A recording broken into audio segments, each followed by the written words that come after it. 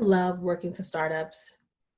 Seeing something grow from start to finish, being part of an innovative team, frantically meeting an unrealistic deadline for a new product rollout, that all hands on deck emergency when you tell a major client you could deliver a product you haven't even begun to build, that rush of meeting your deadline.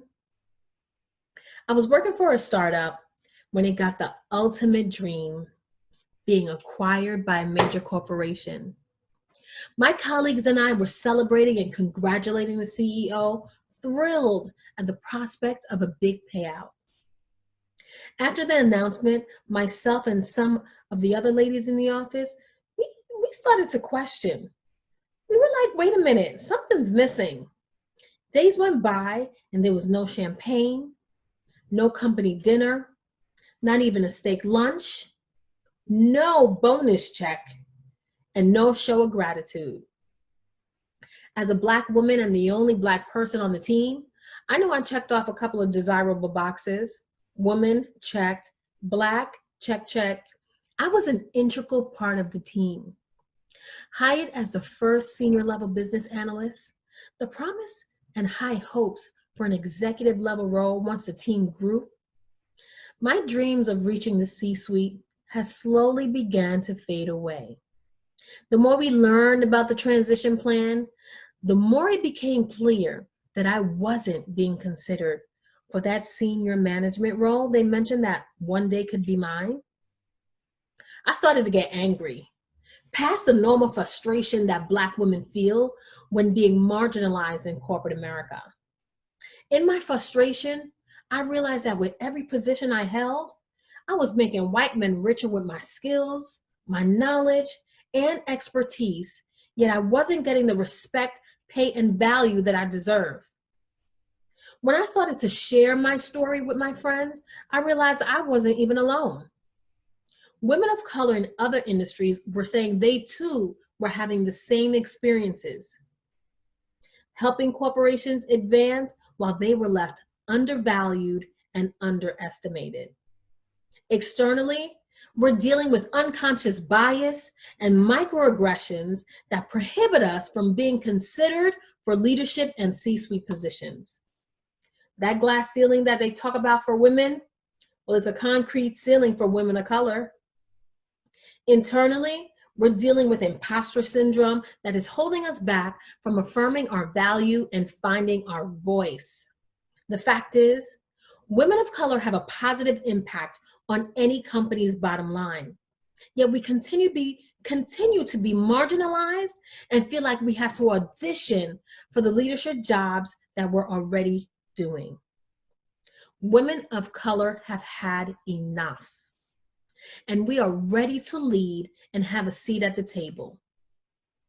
Many women of color are leaving corporate America for entrepreneurship.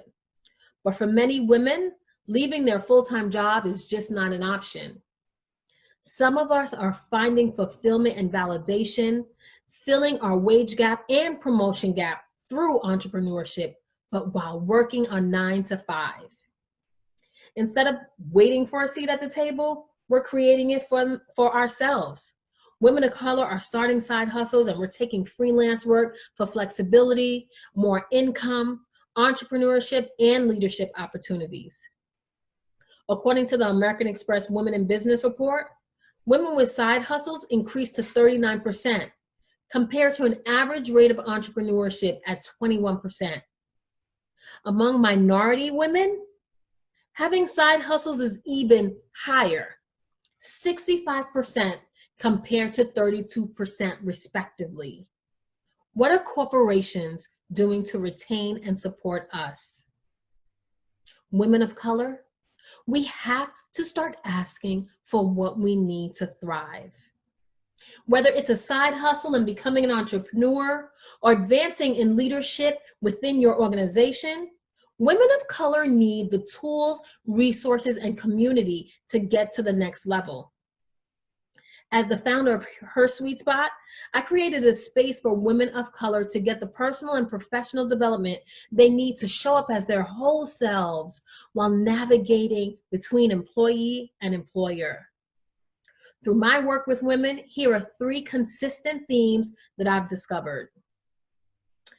Women are tired of working twice as hard as men and not getting paid for it.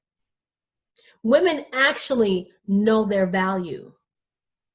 And women actually believe in themselves. But the limiting beliefs that others place on us causes us to regress or fall back. Let me define fall back. Growing up as little Black girls, we're told to obey our elders, not to challenge someone in a leadership position, speak when spoken to, and that the boardroom is not a place for women. We heard things like, just do well in school and find a good man. Just get a good supportive job. Be happy with what you have.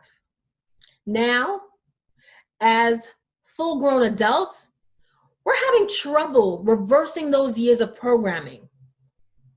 You're not performing well to get a promotion. You don't want to lose your job by speaking out. You're already getting paid enough to get by. You can't ask for a raise, girl. You got a good job. Don't mess it up. This is what we tell ourselves to not go after the things we want. We tell ourselves we should be happy and grateful with less than what we deserve. Society tells us that women shouldn't be outspoken or challenge the status quo. Well, I'm here to tell you, you no longer have to be shackled by your past. You no longer have to live in a mental space that restrains you from your rightful place in leadership. And you no longer have to shrink yourself for the sake of someone else. You have everything within you to lead, find your voice, and command your seat at the table. If you're struggling to find yourself, I don't know all the answers, but here's what I do know. Without the proper mindset, you can't build resilience to overcome the past and blaze forward to your future as a leader. Here are 3 things you need to do to rise to the C-suite. First, start asking for more money than you're worth. The best advice I got from a mentor was to ask for more money than I wanted when searching for a new job. That advice, and knowing how companies tend to give women of color less pay increases while they're on the job, I knew I had to come in at a higher rate from the very beginning. I remember years ago transitioning from one company to another. I asked for a 50% raise. I was already underpaid. And don't get me wrong, I feared not getting that offer, but I knew the salary range for the position and that I was qualified for the job. You see, asking for your worth is more about understanding what skills and values you bring to the table and what's uniquely amazing about you. Second, surround yourself with a community of people that challenge you to do better. The first summer after college, I came back home and went straight to my Wall Street job. My buddies, they didn't follow my path. They didn't want a summer job. They chose to spend the summer just hanging around Brooklyn doing the same old thing over and over again. After a few weeks, I knew that was not how I wanted to spend my time. Having new friends in corporate America that invited me to experience new places in New York City was a game changer for me. Now I lost those friends, but I realized in the process that who you surround yourself with will impact the person that you become. Lastly, remember, your past does not define your future. If I think back to my childhood when I was told that women didn't belong in the boardroom, or when an old boss told me that I wasn't qualified to lead a team, I would never have had the audacity to start my own side business, employing others in the process while working my 9-to-5. You see, at every stage of my personal growth, I left behind the limitations that someone else placed on me because I knew the leader that was within me. So women of color, let me ask you, are you ready? Are you okay being stuck in the same place? Are you going to continue to let the programming control you? Or are you willing to be fearless and take action now to rise to the C-suite on your own terms? Ask yourself this: if not now, when? If not you, who? There's no time like the present, and your journey begins today. Thank you.